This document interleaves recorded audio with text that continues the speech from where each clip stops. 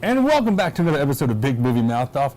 We are actually here at our new sponsors for the month of December, Cabin Fever, located in Trolley Square in downtown Salt Lake City. Now, the great thing about Cabin Fever is I've been coming here for years, buying everything from pop culture, geek.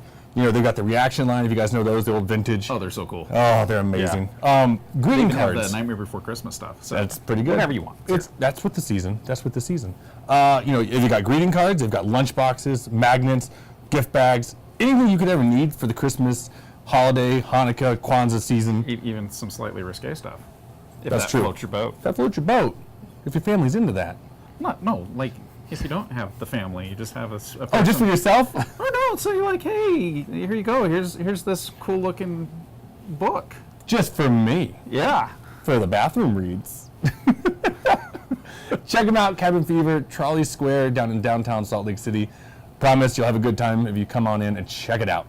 I'm Jimmy Martin with KUTV. You can find me on KUTV every Saturday and Sunday morning.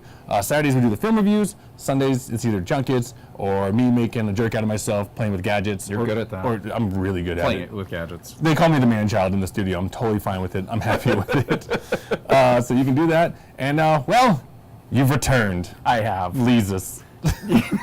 You found a movie worthy of my time.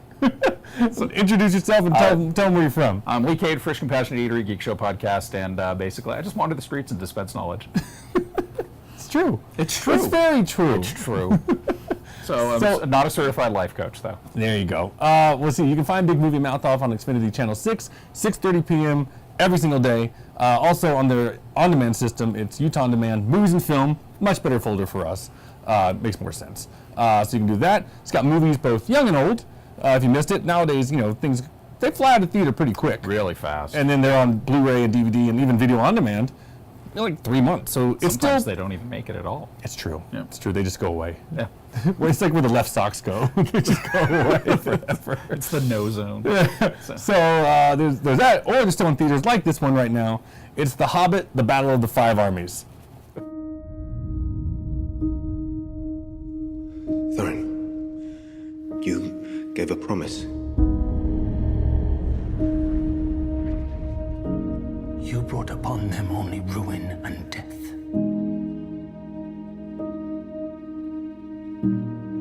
You've won the mountain, is that not enough?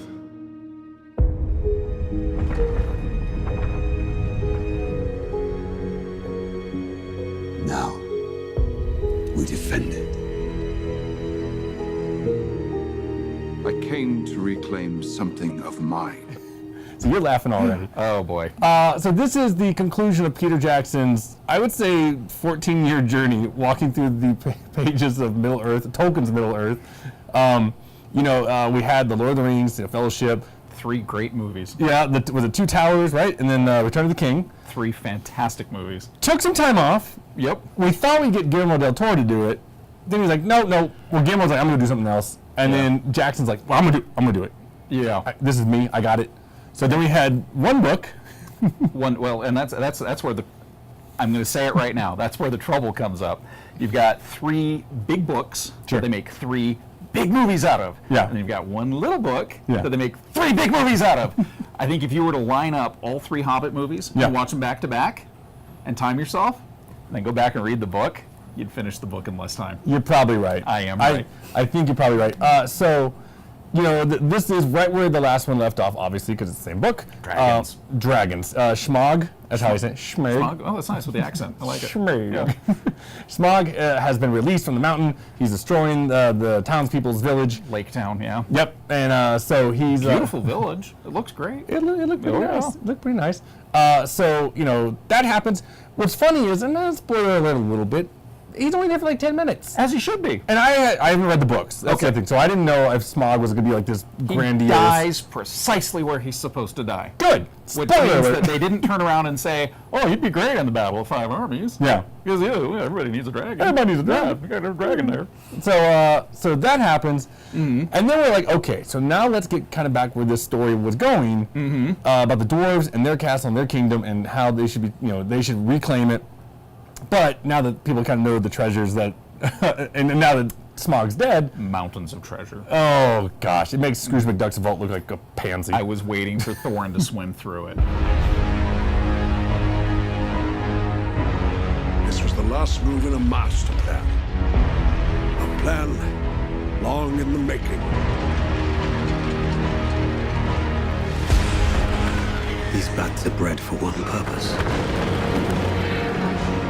For war.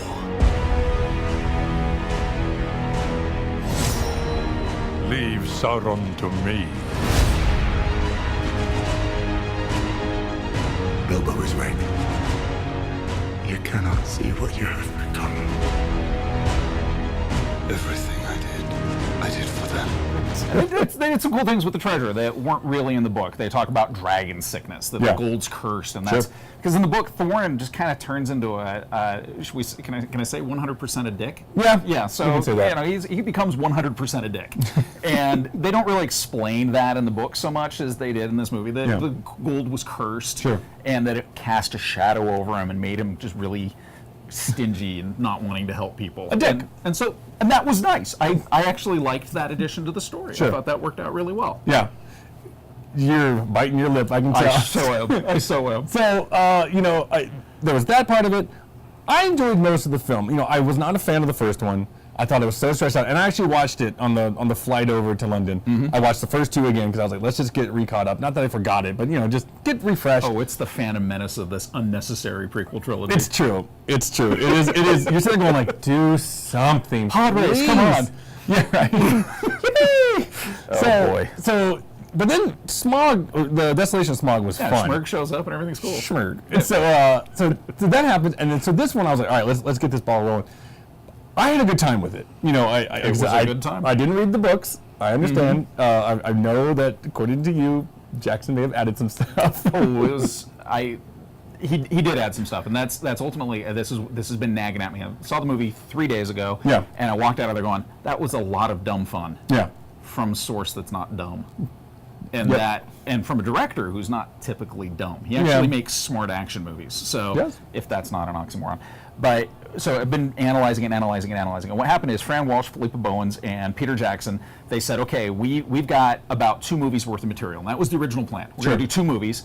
And how we're going to make 2 movies is we're going to add stuff from a couple of other sources, a couple other books. Yeah. And the stuff that they put in there that's from the other source material is fantastic. Yeah. The big showdown with the wizards, the White Council, against the growing Saruman and his army of the 9 kings. Yeah. Fantastic. Looked great. Even the stuff that wasn't in there, like adding in more stuff with Radagast the Brown Wizard, fantastic stuff. Sure.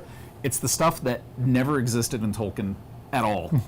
And it's not that it bugs me because it wasn't pure, that it wasn't from the source. Yeah. That's not what bugs me about it. It's just that it was dumb, unnecessary. There's this whole thing they created with the Master of Lake Town in the Yeah. second movie, and his worm tongue like assistant, Yeah. who plays through the entire third movie as the Jar Jar Binks. Yep. He's the comic relief. He cross dresses. He does all this other garbage. But what's amazing is he's a crook. Everybody knows he's a crook, Yeah. and they keep trusting him to do things. Yep. So automatically, Bard, whose kids in this movie have more dialogue than Bard does in the entire book, Bard keeps entrusting this idiot, Yeah. this crook. Oh, go watch my kids. He wants to see the good in people. No. So the people of Lake Town are obviously so stupid. So they should let burn. a guy who makes bad decisions, they put him in charge. Yeah. Because they're like, hey, he's the smartest guy here. I'm with you 100% on that one because I was like, and he keeps showing up. That was the problem. I was like, He keeps this is showing like up. the 7th time this guy shows up. And then there's another thing. They create this awesome elf character in the second movie, Tariel. They said, okay, Philippa Bowen says, we need this female character because it's a testosterone fest. Yeah. The Hobbit movies, there's really no female character. So kind of like they did with Arwen in the Lord of the Rings movies, where they took all of the elves that don't matter and made them Arwen. In this, they created a female elf, and they said, well, we'll team her up with Legolas. Sure. And we'll have lots of action, and she's great in the second movie, except they kind of shoehorn this really unnecessary romance angle Yeah. that plays through in this movie. And what ends up happening is you watch, 9 hours worth of movie, 10 hours worth of movie, and you realize that if they had actually given up on those fetishes that they had for these things and trimmed all that stuff out, they would have had 2 really solid movies. Yeah. You started this.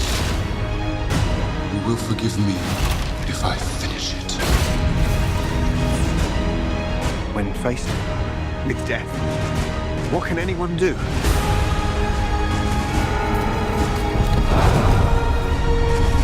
I fight our battles for us! It's gorgeous, and Beautiful movie. and the fight scene. I mean, gosh, the fight scene for a 2 hour 20-minute movie. It's about I'd say an hour and a half fight. You know, An hour and a half of action, and, Yeah. and there was only one other gripe, and only really the Tolkien nerds are going to even understand this. Yeah. There's So a listen scene, up. Yeah, there's a scene where Legolas talks to Tauriel about how his mother died, Mm-hmm. and then about 40 minutes later, there's a fight scene when you realize that his mother was Wile E. Coyote, because he doesn't actually need to follow physics at all. No. He can run through air, you through can rocks, jump on rocks that are falling. through rocks that are falling, Yep. and now. A Tolkien Real purist is cartoon. going to, yeah, it's very Wile E. Coyote. He's like, I don't believe in gravity. If I don't look down, it don't matter. Yeah, exactly. But if you know your Tolkien, you notice that an elf can walk across snow without leaving a footprint. They're light-footed. Sure. So so your Tolkien purists are going to be like, okay, maybe. Yeah. Maybe. But the rest of the theaters are going to go, wow. And the worst part is they slow the scene down to show you how stupid it really is. But other than that, great movie. I mean, we're saying this all about elves, so It is about elves, and Orlando Bloom's having a great time. Everybody on the screen's having fun, and Christopher Lee was great. I had a good time. I mean, Evangeline Lilly. I loved watching her. I mean, who wouldn't? Martin Freeman, though. I mean, like just the performance from him, Fantastic. and Richard Armitage. I mean, Yeah. and that's where like I loved watching his character because at one point he was so noble, you know, and then the money corrupted him. You see the fall of a hero, and then him kind of trying to reclaim that status. You know? And the best line from The Hobbit is in the movie, and it actually happens where it's supposed to, where Thorin tells Bilbo that if everyone had the needs and desires that he has, a nice meal, Yeah. a nice fire in the fireplace, the world would be a better place. Yep. And it happens with the poignancy that it needs to have. So Yeah. all in all, it's a lot of fun.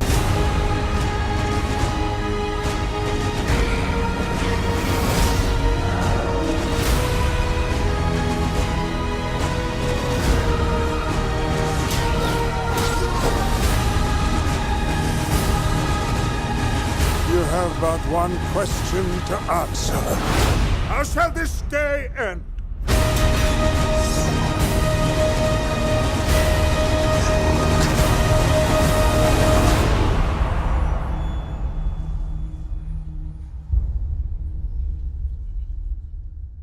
I think Jackson goes out on a high note. You know, I He think does go out on a high. What I would love to see him do, though, this time around, instead of doing what he normally does and make the 5-hour-long movie, Yeah. I would like to see him do a deluxe edition where he films the 2 movies that he wanted, or just edits it down together. to Yeah, this sure. coherent, solid, edited movie. You know, I could see that. cut the fat, Peter Yeah. Jackson. Yeah. Again, I think it's definitely not the first one. It's such it's a far greater achievement than that one. No, that was Walk movie. Yeah. There's another one called Wild with Reese Witherspoon. That's about walking too. Was a lot of collapsing architecture. Shouldn't have hairy feet. No, or 11 square meals a day. I'm going to give it, I believe, I struggle between, I think I'm going to go 3 solid stars for it. You know, it's good. I think I gave Smog about 3.5, so it's right under there. But I'm going to say if you're a Tolkien fan, I would give it 2. If you like your action movies, and it's still a smart action movie. I mean, it's definitely not a Michael Bay Lord of the Rings film. Oh, God. Don't even but say that. Yeah, I'd give it a solid 3 if you want. I mean, my daughter, 14-year-old daughter, Yeah. loves fantasy, loves elves, loves Tolkien. Did you dig it? Thought it was the greatest thing ever. Good. Dragons, elves, dwarves, Oh my. orcs, waterfalls. Well, then, so 3 solid stars on each side? Yeah. Not bad. Not No. bad. Well, I guess that'll do it for Peter Jackson's Adventures in Middle-earth. Or who knows, I keep saying that it's been 14 years and Hollywood will reboot crap very quickly. I told him to go do it again. There's a lot of Tolkien material that he could do if he really wanted to. Just but- go. It's been a fun time. It's Let kind of somebody like, else it's do one it. of these. Like, Yeah. let's move on with our lives. Well, and I'll be the first to say it. A lot of that stuff isn't finished, and it's not all that solid to begin with. So. There you have it. Well, that'll do it for this episode of Big Movie Mouth Off. Again, check out our sponsors for December, Cabin Fever and Charlie Square, right in the heart of Salt Lake City. Again, all your holiday needs are right in this building Even right stuff now. you didn't think you needed. It's Yeah. here. It's here. And you'll be like, whoa, I didn't think I needed that. Yeah. You do. You do. You really, really need that Hello Kitty lunchbox. It's right there. It's great. So that'll do it for this episode, and we will see you next time.